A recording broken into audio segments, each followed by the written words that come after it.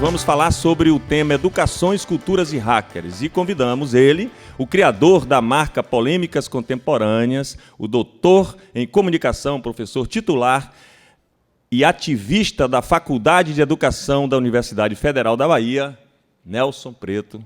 Por favor, meu amigo. Obrigado, Jackson. Olá a todos que estão aqui, que estão nos acompanhando. É um prazer enorme. Estamos aqui iniciando essa maratona de 32 mini-conferências, configurando uma espécie de um mix de TED com as nossas polêmicas contemporâneas, que são eventos semanais como uma componente curricular da Faculdade de Educação.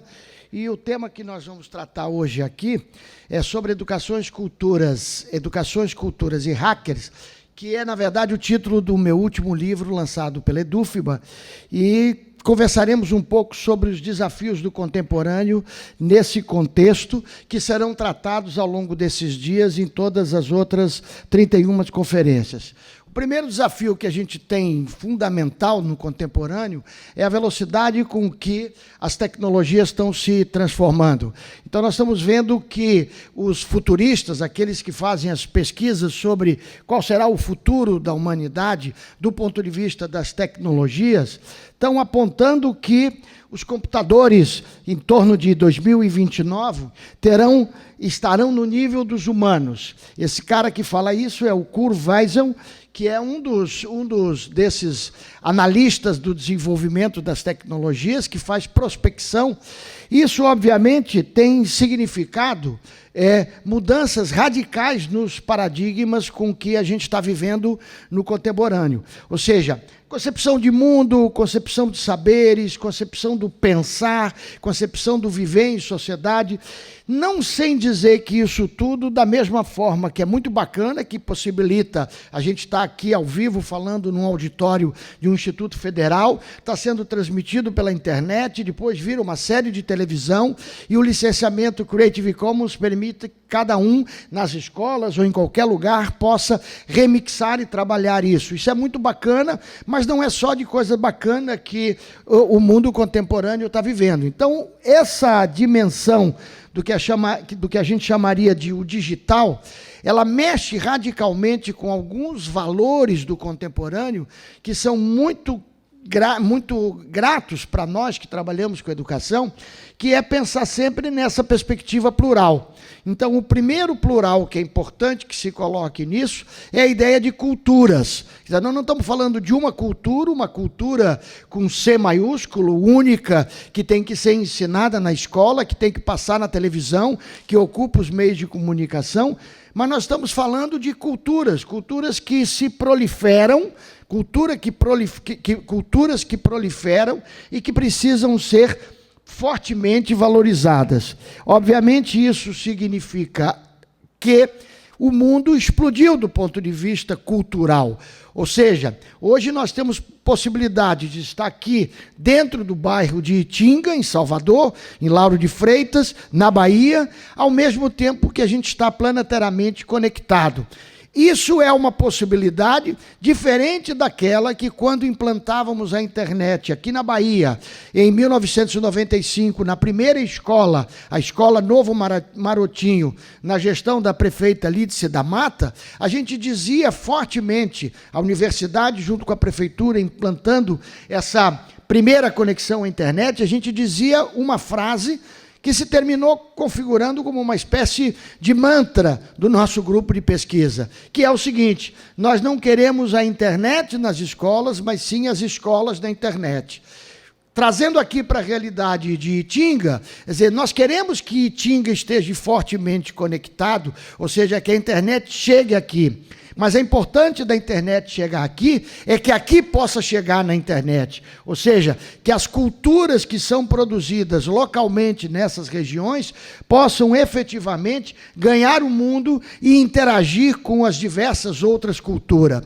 porque uma cultura que não se relaciona com outra é uma cultura fadada ao falecimento. Cultura, ela vive exatamente dessa possibilidade e dessa perspectiva de uma intervenção, de uma relação intensa com as outras culturas. Então, a internet e esse desenvolvimento das tecnologias, ela é muito importante para viabilizar tudo isso. Só que nós estamos vivendo um momento extremamente grave no mundo contemporâneo, com um ataque extremamente forte à internet da forma como nós a conhecemos.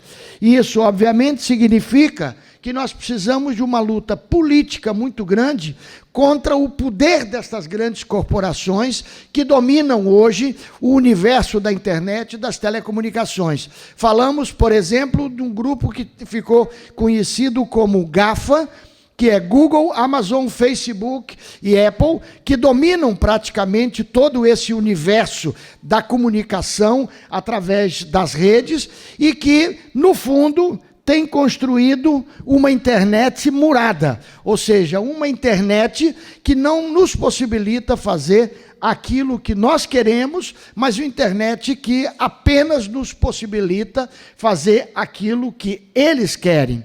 Uma nota de pé de página importante nisso diz respeito ao que nós estamos vivendo hoje no contemporâneo com relação às chamadas fake news, né? Fake news que nada mais são do que produções de notícias falsas, estimuladas pelo poder do dinheiro, que vão circular a favor de uma ou de outra tendência política, cultural, econômica.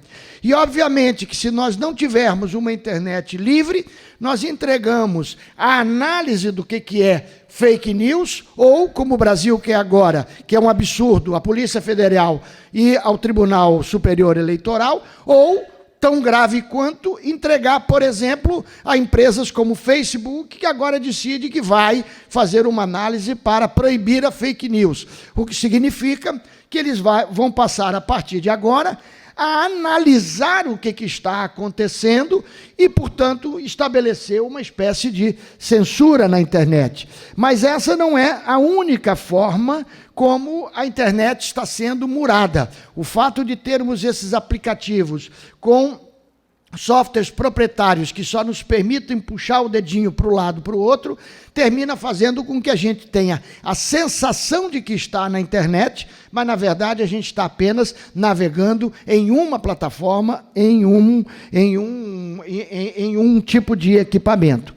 Mas existem outros desafios que nós precisamos enfrentar, e um desses é o que está acontecendo em vários países do mundo, em vários estados do Brasil, lamentavelmente, inclusive no nosso estado, que são os acordos das secretarias de educação com a empresa Alphabet, através do Google, para que todos os seus sistemas sejam oferecidos por essas empresas. E o mais absurdo de tudo isso é que os dirigentes políticos que fazem esses acordos ainda têm a coragem de dizer que não estão pagando nada pelo serviço. Não estão pagando nada em espécie, mas estão pagando com algo que é um dos maiores valores do contemporâneo, que são os nossos dados. Portanto, esse tipo de ação que tem sido feito precisa ser combatida com muita força e com muita veemência por todos nós. Mas temos também ações menos sofisticadas do que essa, como que nesse início de 2008, a Secretaria Municipal de Educação de Salvador emitiu um comunicado distribuído a todas as escolas, proibindo o uso de 36 aplicativos e redes sociais. Ou seja, a pergunta que se faz, obviamente, para que colocar a internet nas escolas, se tudo aquilo que é o bacana na internet, que é navegar nas redes sociais, que é usar os aplicativos, termina sendo proibido? E o mais grave de tudo isso, trazendo para aquela discussão anterior das fake news, que o que mais nós precisamos é uma educação e uma escola que forme a meninada para exercer a cidadania plena, ou seja, para ter plena consciência daquilo que ele está lendo, se é uma interpretação, se é um fake news ou se não é um fake news. Porque se nós não tivermos leitores críticos capazes de ler, nós vamos sempre exigir alguém que filtre esse conhecimento. E o nome dessa filtragem nada mais é do que a velha e conhecida censura.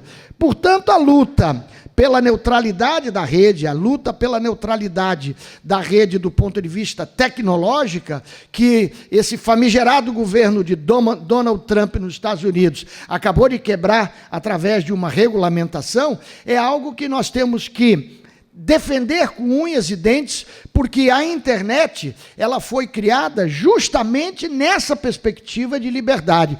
Todos esses caras, o Tim Berners-Lee é um deles, que criaram a internet, quando criaram, colocaram todas as suas descobertas a serviço da humanidade. Por isso a importância de termos esses debates licenciados em Creative Commons, ou seja, por isso a importância de trabalharmos com software livre, porque quando trabalhamos com software livre, com licenciamento abertos, nós possibilitamos que a sociedade se aproprie de todo o conhecimento produzido pela humanidade. Obviamente, para chegarmos ao final dessa rápida intervenção, precisamos de uma radical transformação na educação, no sistema educacional, principalmente com essa perspectiva de entender a educação como uma perspectiva plural. E claro que uma das primeiras e fundamentais coisas é apropriar-se das redes de comunicação. Essa faixa é muito bacana, em junho de 2013, quando a meninada foi para a rua e diz: nós somos a rede social. Quer dizer, a rede social não é o aplicativo Facebook, não é o aplicativo Diáspora, não é um WhatsApp ou Telegram. Nós somos a rede social. Muito bacana a apropriação que foi feita pela meninada nas ocupações das escolas em São Paulo, que se apropriaram das redes e quebraram os muros das escolas e, de fato, criaram em cada uma das escolas a escola que cada um dos meninos individualmente e coletivamente queria. Mas, mais do que tudo, o que nós precisamos, e essa imagem, para mim, é uma imagem absolutamente genial, de um grande cartunista baiano chamado Cal Gomes, que é a relação com outros saberes. Se você observa os detalhes dessa imagem, você vai ver que o Castro Alves está ali numa posição de subserviência a essa grande Ialorixá baiana, Mãe Estela de Oxóssi. Se não tivéssemos uma relação respeitosa e valorizada da outra cultura, que não a cultura com C maiúsculo, no máximo esse cartoon teria Castro Alves e Mãe Estela na mesma posição e na mesma altura, um recebendo o outro, se é que ele não estivesse em cima de um púlpito mais alto para que ela pudesse entrar. Então, essa ideia de valorizar as diversas culturas é fundamental para a transformação da educação que nós demandamos. E, claro, que contra essa mesmice, a única possibilidade que nós temos é de hackear a educação. Hackear a educação significa, na verdade, compreender a educação numa perspectiva de remix total, que é o que a gente quer que aconteça com essas polêmicas e com todas as ações que acontecem dentro dos espaços educacionais. Esse remix total, esse hackear a educação, significa que precisamos centrar a educação muito mais em perspectivas de colaboração, muito mais em perspectiva de generosidade, de compartilhamento. A ideia de que a educação seja um espaço de mobilização social, de participação social, de ativismo. Portanto, falamos em educações, no plural. Portanto, falamos num diálogo permanente entre todas estas culturas, entre a cultura com C maiúsculo e as culturas produzidas localmente. Falamos num diálogo permanente entre as ciências, as concepções de ciências existentes no mundo contemporâneo. Com isso, claro, chegamos no mais fundamental de tudo isso, que é a ideia de que a escola tem que ser um espaço de polêmicas contemporâneas cotidianas. Isso se faz a partir de um professor fortalecido. Isso se faz a partir de currículos construídos no chão da escola. Isso se faz a partir de um sistema educacional que valorize as culturas, que fortaleça as culturas e não queira, a partir de uma base nacional, estabelecer estabelecer um currículo mínimo que será seguido por todos, inclusive por professores que, não sendo fortalecidos, a eles caberá apenas seguir o que foi determinado pelas editoras, pelos currículos, pelos manuais, ou o que é pior, pelo que a sociedade considera como aquilo que seja a naturalização dos processos. Se a escola não tiver essa perspectiva, não for hackeada, ela será apenas um espaço de acomodação e não de rebeldia. E a escola, essencialmente, é um espaço de rebeldia.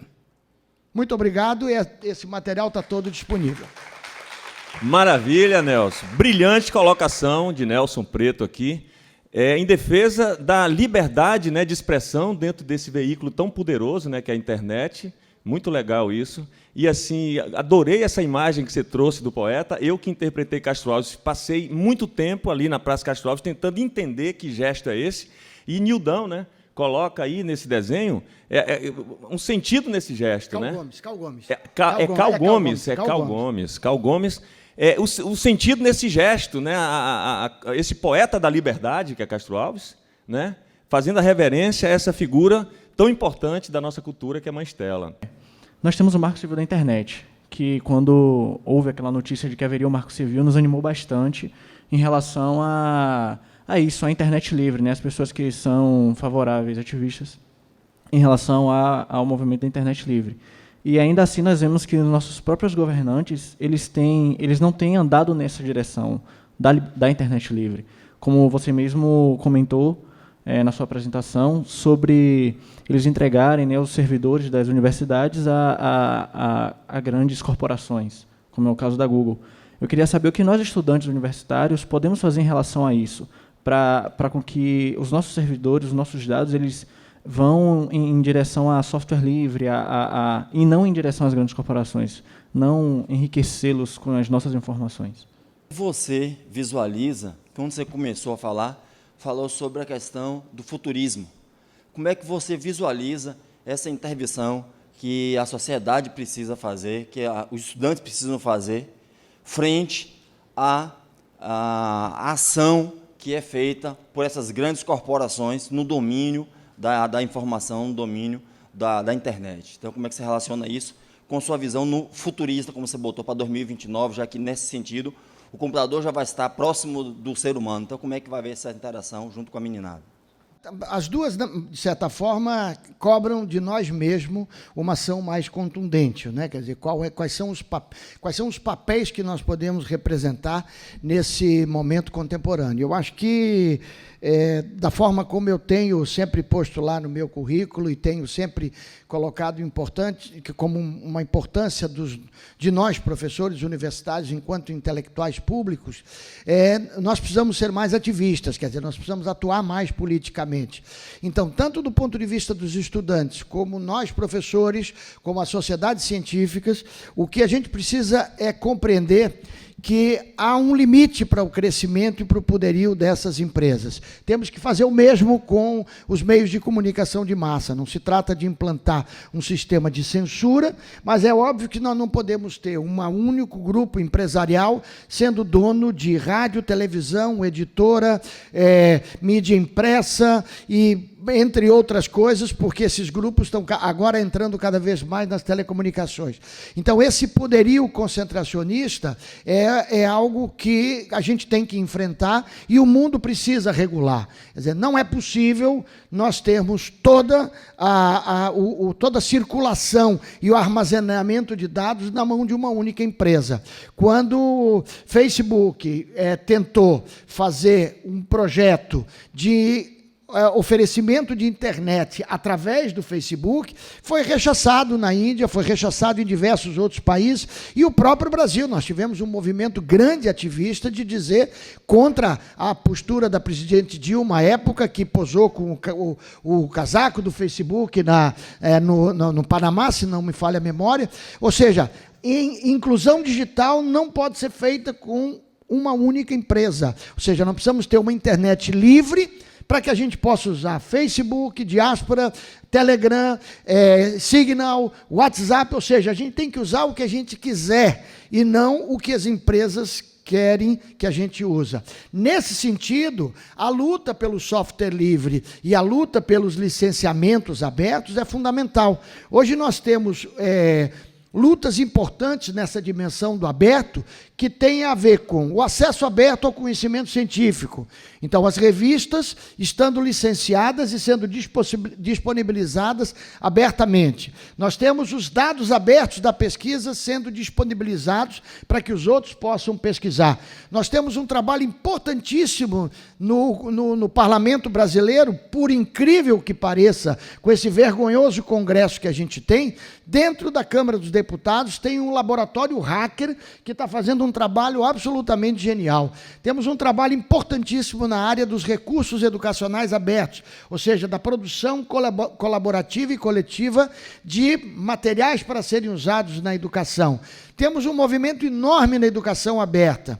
Portanto, em vez de nós cedermos para que esses grandes produtores de conteúdo, esses grandes desenvolvedores de softwares que concentram na sua mão todo o poder por ter na própria mão os nossos dados, nós temos que começar a trabalhar cada vez mais com mais segurança dos nossos dados e com mais liberdade na ação, na utilização de todas essas tecnologias. Claro que esse não é um desafio pequeno, nem estou eu simplificando o problema, mas são pequenas ações como essas que poderiam estar sendo produzidas aqui e depois travadas para ninguém usar. Por exemplo, esse nosso polêmica contemporânea seria o natural. Vou dar um exemplo, nós estamos transmitindo isso aqui. Na hora de definir a transmissão, a gente definiu que o licenciamento desta transmissão é um licenciamento em Creative Commons, e não um licenciamento exclusivo, fechado, proprietário, que não possibilite a remixagem e o retrabalho de tudo isso. Então, são muitos desafios e, seguramente, a ação nossa, como professores, como estudantes, mas principalmente como sociedade, é fundamental para que a gente possa tomar as rédeas desse desenvolvimento planetário e não achar que esse desenvolvimento é naturalizado, não tem jeito, o capitalismo é assim mesmo, a concentração é essa mesmo, é muito mais fácil usar tudo isso, então vamos usar porque não tem problema nenhum. Tem problema sim, e nós precisamos estar atentos a tudo isso.